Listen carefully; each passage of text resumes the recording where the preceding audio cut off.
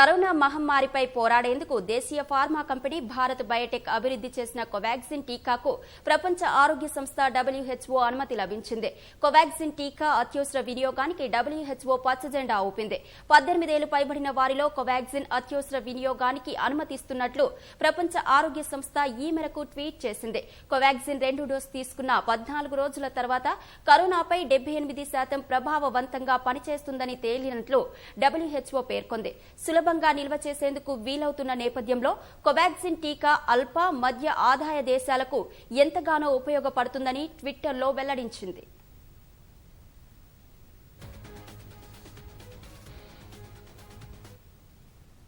కోవాక్సిన్ ను అత్యవసర వినియోగ జాబితాలో చేర్చేందుకు భారత్ బయోటెక్ తొలిసారి ఏప్రిల్ 19న WHOకు సమాచారం అందించింది.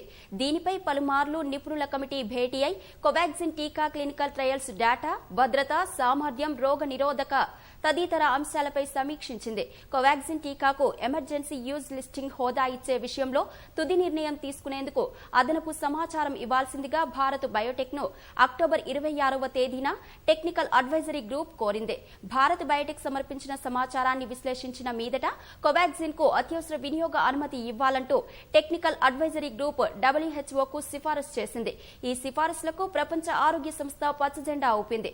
ఇదే సమయంలో ఇటీవల జరిగిన G20 సమావేశాల్లో WHO డైరెక్టర్ జనరల్ టెడ్రోస్ అధనోమ్తో ప్రధాని మోదీ భేటీ అవ్వడం కూడా కోవాక్సిన్ టీకాకు WHO గుర్తింపు దక్కడానికి దోహదపడిందని చెప్పవచ్చు.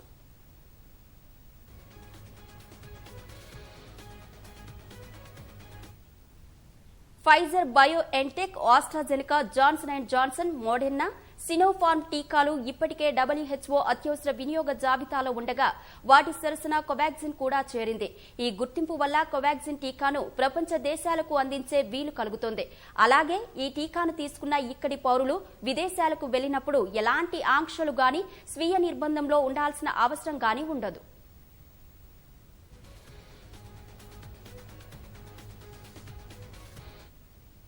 దేశీయంగా కరోనా వ్యాక్సిన్ తయారీకి ముందు నుంచి చొరవ చూపుతూ వచ్చిన సంస్థ భారత్ బయోటెక్ ప్రపంచానికి పెను సవాలుగా మారిన కరోనా వైరస్ ను విరుగుడును దిగుమతి చేసుకోవడం కాకుండా భారత్లోనే తయారు చేయాలని సంకల్పించుకుంది. ప్రమాణాల విషయంలో రాజీ పడకుండా వేగంగా పరీక్షలు నిర్వహిస్తూ కోవాక్సిన్ టీకాను తయారు చేసింది. BSL-3 ల్యాబ్ సౌకర్యం ఉండటం, గతంలోనూ పలు మహమ్మారులకు టీకాలు రూపొందించిన అనుభవంతో కోవాక్సిన్ టీకాను రూపొందించింది. కోవాక్సిన్ టీకాతో కరోనా నుంచి 78%, డెల్టా వేరియంట్ పై 65.2% రక్షణ లభిస్తుందని ఇప్పటికే పరీక్షల్లో తేలింది. 3 దశల్లో నిర్వహించిన క్లినికల్ ప్రయోగాల ఫలితాలను విశ్లేషించిన మీదట ఈ మేరకు ఫలితాలు వెల్లడయ్యాయని భారత్ బయోటెక్ సంస్థ జూన్లో వెల్లడించింది.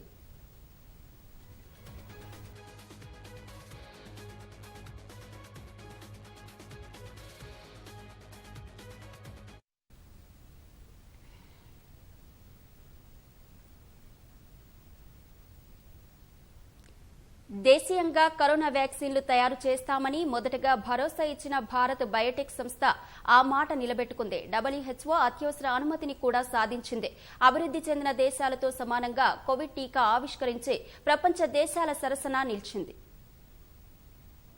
కోవాక్సిన్ కరోనా టీకాల తయారీ ప్రారంభమైన తొలి దశలో ప్రపంచమంతా మారుమోగిన పేరిదే. వ్యాక్సిన్ తయారీలో అపార అనుభవమున్న భారత్ బయోటెక్ సంస్థ రూపొందిస్తుండడం వల్ల అంచనాలు భారీగా పెరిగాయి. వాటిని అందుకుంటూ రికార్డు సమయంలోనే అందుబాటులోకొచ్చింది ఈ టీకా. ICMR వివరాల ప్రకారం కోవిడ్ ను ఎదుర్కోవడంలో కోవాక్సిన్ 78% సమర్థంగా పనిచేస్తుందని క్లినికల్ ట్రయల్స్ లో నిర్ధారణ అయ్యింది. టీకా తీసుకున్న వారికి కరోనా సోకినా అది ప్రాణాంతకంగా పరిణమించకుండా అడ్డుకోవడంలో కోవాక్సిన్ టీకా 100% సమర్థతను రుజువు చేసుకుంది. ఇప్పటి వరకు వచ్చిన టీకాల్లో కరోనా కోరల్ని పీకేసే ప్రభావవంతమైన టీకాగాను కోవాక్సిన్ పేరు తెచ్చుకుంది. UK, బ్రెజిల్ వేరియంట్లను కోవాక్సిన్ బలంగా నిలువరించినట్లు క్లినికల్ ట్రయల్స్ లోనూ తేలింది. భారత్ లో కనిపించిన డబుల్ మ్యూటెంట్ రకాలపైన ఇది సమర్థత చాటుకుంది. కోవాక్సిన్ ఉత్పత్తిని పెంచుకునే పనిలో భారత్ బయోటెక్ నిమగ్నమైంది. ఏడాదికి 70 కోట్ల డోసులు ఉత్పత్తి చేయడానికి ప్రణాళికలు సిద్ధం చేసింది. బెంగళూరు, హైదరాబాద్లతో పాటు ఒడిశాలోనూ కొత్త యూనిట్ ఏర్పాటు చేస్తోంది. తయారీ సామర్థ్యం పెంపు ద్వారా భారత్ తో పాటు ప్రపంచవ్యాప్తంగా కోవాక్సిన్ అందుబాటులోకి తెచ్చేందుకు వీలవుతుంది. భారత్ బయోటెక్ రూపొందిస్తున్న ఇన్యాక్టివేటెడ్ వ్యాక్సిన్లో ఎంతో భద్రమైనవి. అదే సమయంలో ఈ వ్యాక్సిన్ల తయారీ ఎంతో సంక్లిష్టమైన ప్రక్రియ.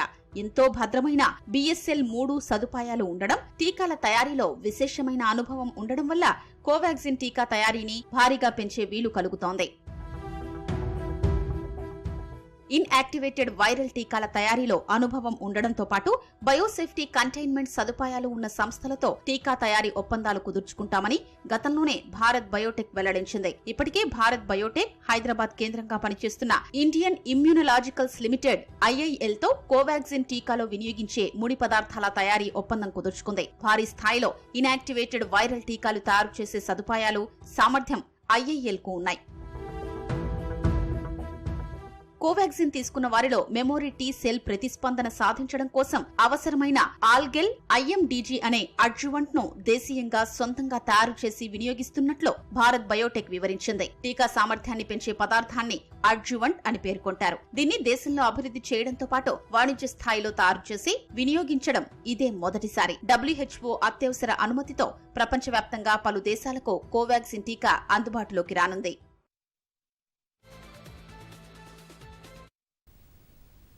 దేశంలో విస్తృతంగా అందజేస్తున్న సురక్షితమైన, ప్రభావవంతమైన కోవాక్సిన్ టీకాకు WHO అత్యవసర అనుమతిని అందించడం అత్యంత కీలక పరిణామంగా తయారీ సంస్థ భారత్ బయోటెక్ చైర్మన్ కృష్ణ ఎల్లా అభిప్రాయపడ్డారు. టీకా తయారీలో అనుసరించాల్సిన నాణ్యమైన, భద్రత ప్రమాణాల వల్ల WHO నిర్దేశించిన శాస్త్రీయ ప్రమాణాలను కోవాక్సిన్ అధిగమించినట్లు ఆయన పేర్కొన్నారు. కోవాక్సిన్ టీకాకు WHO ఆమోదం లభించడం ద్వారా టీకాల ఉత్పత్తిని మరింత పెంచేందుకు వీలు పడుతుందని కృష్ణ ఎల్లా అన్నారు.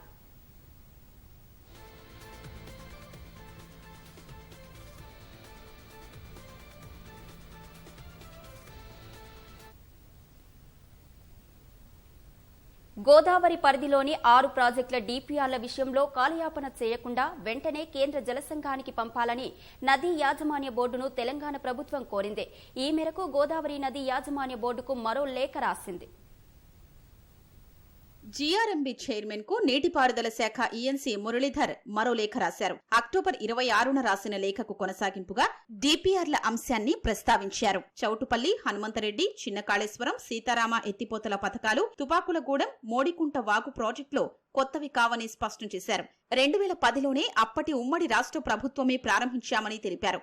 లోపాల్ని సవరిస్తూ పూర్తి స్థాయిలో నీటిని వినియోగించుకునేలా తెలంగాణ ప్రభుత్వం రీడిజైన్ చేసిందని గుర్తు చేశారు. తెలంగాణకు ఉన్న 967 TMCల కేటాయింపుల నుంచే వీటికి నీటిని తీసుకున్నామని వివరించారు. ఈ ప్రాజెక్టుల ప్రభావం ఆంధ్రప్రదేశ్పై ఎంతమాత్రం ఉండబోదని ENC మురళీధర్ స్పష్టం చేశారు. కేంద్ర జలశక్తి శాఖ జారీ చేసిన గెజిట్ ప్రకారం ఈ ప్రాజెక్టులకు 6 నెలల్లోగా అనుమతులు పొందాల్సిన అవసరం ఉందన్నారు. ప్రాజెక్టులన్నీ 2014 జూన్ కంటే ముందే చేపట్టిన ప్రాజెక్టులని, ఇరిగేషన్ ప్లానింగ్, వ్యయం, డిజైన్లు తదితర అంశాల్ని గోదావరి బోర్డు పరిశీలించాల్సిన అవసరం లేదని స్పష్టం చేశారు. CWCలోని డైరెక్టరేట్లు ఈ అంశాలన్నింటినీ చూసుకుంటాయని ENC వివరించారు.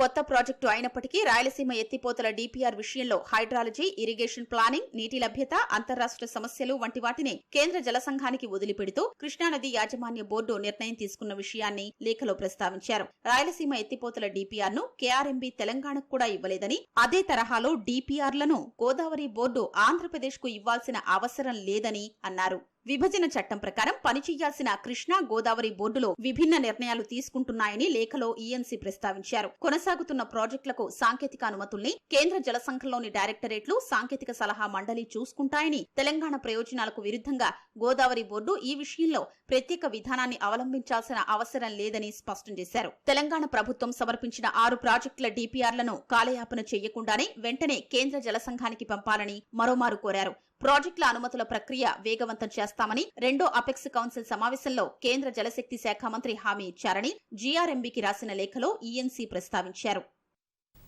తెరాస ఎన్ని కుట్రలు చేసినా, వందల కోట్లు ఖర్చు చేసినా హుజూరాబాద్ ప్రజలు తలొగ్గలేదని ఈటెల రాజేందర్ తెలిపారు.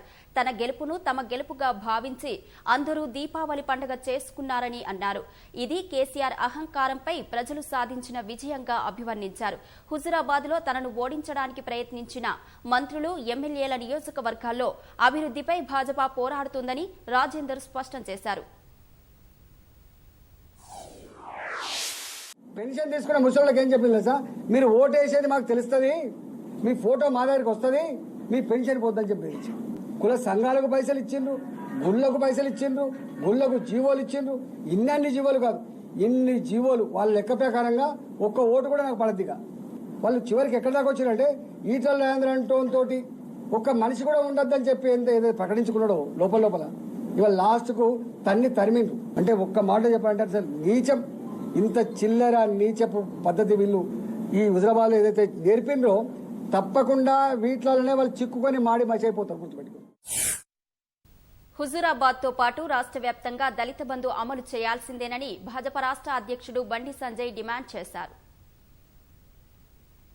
కాంగ్రెస్ పార్టీ రాష్ట్ర ముఖ్యమంత్రి గారు శాసనసభ ఎన్నికలకు సంబంధం లేని విషయాలను అబద్దాలతో ప్రజలు నమ్మించే ప్రయత్నం చేసినప్పుడు కూడా ప్రజలు నమ్మలేదు. మేము నిజాయితీ పరులము, మా లోపల ఉద్యమ స్ఫూర్తి ఉంది, తెలంగాణ రక్తం మాలోట ప్రవహిస్తుందని చెప్పి భావించే నిజాయితీగా నిబద్ధతతోని ఇలా పైసల ద్వారా డబ్బుల ద్వారా రాజకీయాన్ని శాసిస్తాము, అధికారాన్ని శాసిస్తాము, రాజ్యం వెళ్తామని చెప్పినటువంటి టీఆర్ఎస్ పార్టీకి సరైన విధంగా గుణపాఠం చెప్పినట్టు హుజూరాబాద్ ప్రజలు నిజంగా హర్షం.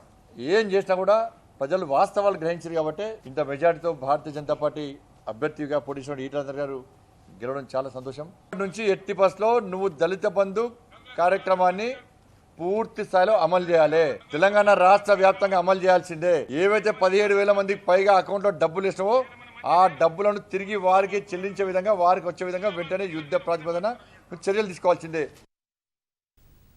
తెరాసను ఎదుర్కొనే సత్తా లేక 2 జాతీయ పార్టీలు ఏకమయ్యాయని చెన్నూరు ఎమ్మెల్యే బాల్కసుమన్ తెలిపారు. హుజూరాబాద్ ఉప ఎన్నికలో నైతిక విజయం తెరాసదేనని చెప్పారు. భాజపా కాంగ్రెస్ కలిసి పనిచేశాయే దానికి నిదర్శనమే కాంగ్రెస్ కు వచ్చిన ఓట్లని స్పష్టం చేశారు.